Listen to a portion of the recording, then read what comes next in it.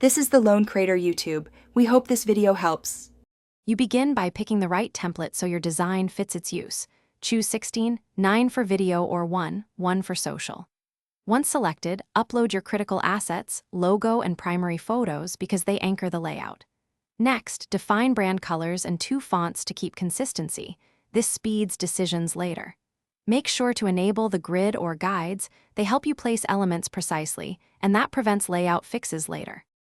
Once your assets are in, start composing. Drag images into frames and masks so you can crop without losing originals. You should use 8 to 16 pixel spacing increments and keep margins consistent. That creates visual rhythm and makes the design feel professional. Group related elements and name key layers. This saves time when you need to tweak a headline or swap an image. Also, use alignment tools and nudges. They help maintain balance and speed up iteration. When you finish, choose the correct export.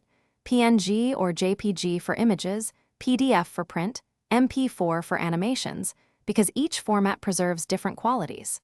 Make sure resolution matches the use case, 300 dpi for print and 72 dpi for web, and include bleed when printing.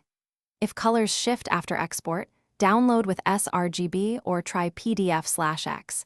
These reduce color changes. If a file still looks wrong, reopen the project, check color profiles and re-export. That usually fixes it. Thanks for watching. Consider subscribing if we helped you.